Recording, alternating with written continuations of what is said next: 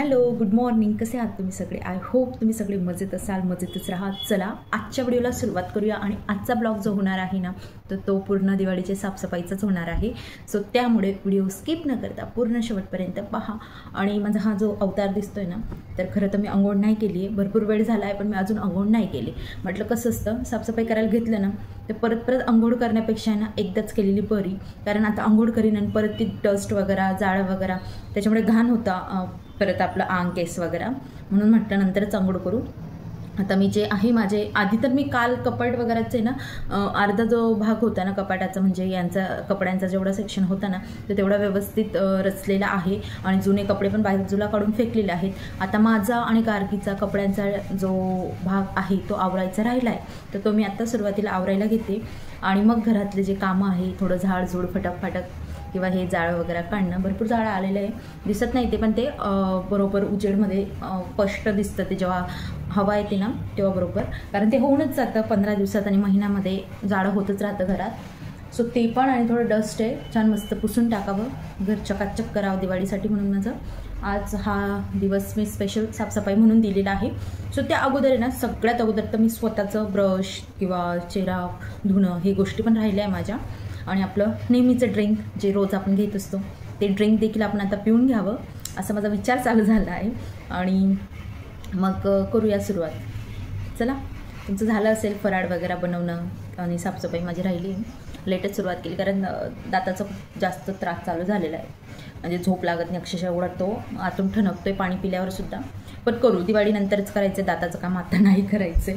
नाही तर मला जेवढं खाता पिता येईल ना दिवाळीचं फराळ, स्वीट्स तेवढे पण भेटणार नाही, म्हणून मी करत नाही त्याला सध्या तरी. चलो करूया सुरुवात.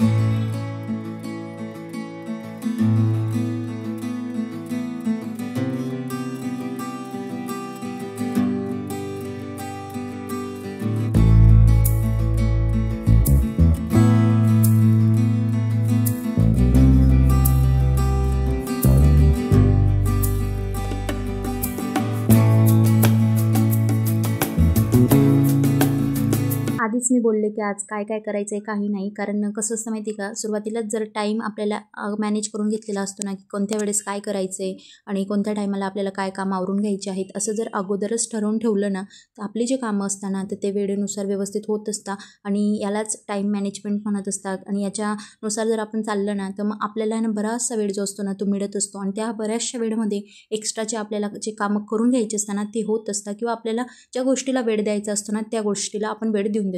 चला, इथं मी फेस वॉश करून घेतला होता, छान मस्त फ्रेश झाली. अंघोळ तर बाकीच होती, कारण मी तुम्हाला बोललेच अंघोळ मी नंतरच करणार आहे. क्लिनिंगचं राहिलं ना तर मी अंघोळ लेटच करते, कारण परत अंघोळ करण्यापेक्षा ना एकचदा केलेली बरी.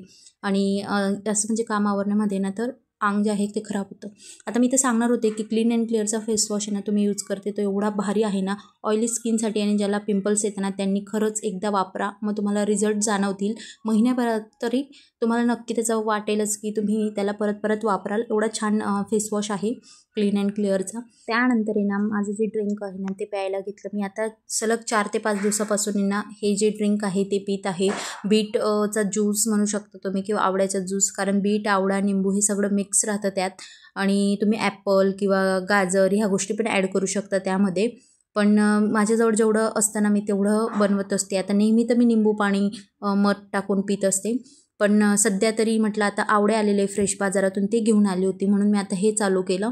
सो हे पण एवढं भारी आहे ना, ज्यांना हिमोग्लोबिन कमी असेल ज्यांचं, किंवा ज्यांना सतत थकवा वगैरे जाणवत असेल, किंवा ज्यांचं आहे ना चेहऱ्यावर अजिबातच आहे ना ग्लो नसेल, किंवा असं चेहरा एकदम म्हणजे आपण म्हणतो ना एकदम मुरझायल्यासारखं, तसं जर झालं असेल ना तर खरंच तुम्ही हे ना 15 दिवस 8 दिवस असं तरी पिऊन पहा, खरंच खूप फरक जाणवतो. बीट हे शरीरासाठी किती उत्तम आहे, किती चांगलं आहे हे प्रत्येकाला माहिती आहे. आणि आवळा तर बापरे, आवळा तर चेहऱ्यावरचं प्रत्येक समस्यांचं निवारण करणारं म्हणजे एक पदार्थ आहे तो, असं म्हणू शकतो. निसर्गाची एक देणगी आहे ती आवळ्यावरती, असं काही नाही की त्या आवळ्यामध्ये नाही आहे. चला, त्यानंतर कपाट आवरायला घेतला आणि भरपूर असा वेळ लागला बरं का मला. हे जेवढं दिसतं ना तेवढं सोपं नाही.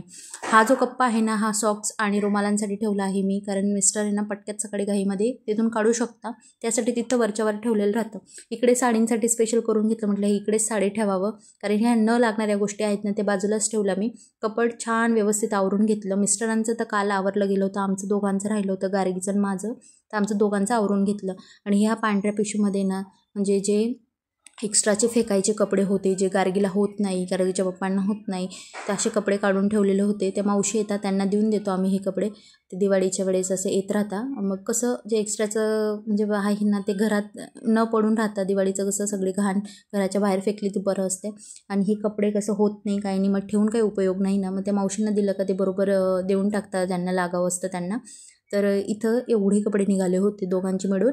आणि मस्त कबर्ड वगैरे एकदम क्लीन झालं होतं. त्यानंतर म्हटलं चला ड्रेसिंग टेबल जो आहे ना, तो रोज लागणारी गोष्ट आहे, म्हणून ती ना रोजच्या रोज साफ करावी लागते. पण कधीतरी काय होतं की जे आरशावरचे डाग राहतात ते राहून जातात आणि ते निघायला ना खूप त्रास देतात. मग आत्ता दिवाळी येत आहे तर साफसफाई तर व्हायलाच पाहिजे, म्हणून म्हटलं आज आहे ना फक्त बेडरूम क्लीन करायचा होता. मग परवा उद्या या 2 दिवसामध्ये किचन आणि हॉल क्लीन करू. कारण दसऱ्याला आणि नवरात्र जेव्हा होती ना त्यावेळेस मी सगळं घर डीप क्लीन केलं होतं. डीप क्लीन केल्यामुळे ना मला वाटत नाही की आता एवढी गरज आहे क्लीन करायची.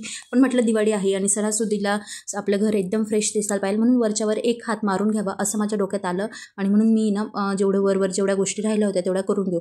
जाडं कसं आहे 15 दिवसात येत असतं आणि आता बराच दिवस झाला दसरा जाऊन आणि नवरात्र जाऊन, म्हणून म्हटलं चला जेवढं थोडं एक्स्ट्राचं जाड वगैरे आलं असेल, धूळ वगैरे असेल, ती क्लीन करून घ्यावं. इथं ओला कापड घेतला थोडा ओला आणि कोरडा आणि त्याच्याने छान आहे ना एवढं कबड पुसून घेतलं. आता घर रेंटेल असो की स्वतःचं असो ते क्लीन ठेवणं गरजेचं आहे, कारण आपण त्यात राहत असतो. मग ते किती दिवस असो किंवा किती महिने असो ते काही सांगता येत नाही, पण क्लीन राहिलं की आपल्याला तिथं राहावं लागतं. म्हणून आपण जिथं काही राहतो ना तर तेवढा आजूबाजूचा परिसर आणि त्या आपण ज्या जागेवर राहतो ती जागा स्वच्छ पाहिजे, चांगली पाहिजे, तेव्हाच मन रमतं आणि तेव्हाच ते आपल्याला फ्रेश वाटतं. चला आता मी अंघोळ करून घेते. एक वेळेस रूम किती सुंदर दिसतोय ना, म्हणजे असं पूर्ण अजून व्यवस्थित जागेवरती वस्तू नाहीये म्हणून ते तसं दिसतंय. पण जेवढं डस्ट वगैरे होतं ना तर तेवढं झालेलं आहे क्लीन माझ्या मते तरी.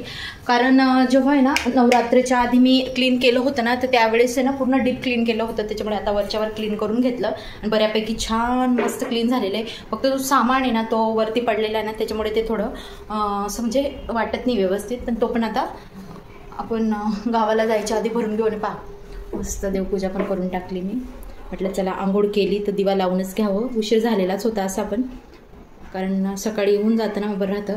म्हणजे देवपूजा म्हणजे नुसतं दिवाच लावलेला आहे, काही बाकी दुसरं केलं नाही. आंघोळ वगैरे करून घेतलं, आता स्वयंपाक करून घेते, भरपूर वेळ झालेला आहे. चला स्वयंपाकामध्ये ना मेथीची भाजी करायचा बेत होता, पण मिस्टरांनी कॉल केला आणि बोलले की मी अंडे आणतोय, त्यांना अंडे खायचे होते. सो त्याच्यासाठी मस्त आज आहे ना स्पेशल अशी अंडा भुर्जी बनवणार होती मी. म्हणजे स्पेशल आता का ते पण सांगते, थोडी वेगळी आणि चवीला आहे ना आजची जी अंडा भुर्जी होती ना एवढी भारी आणि एवढी भन्नाट लागत होती.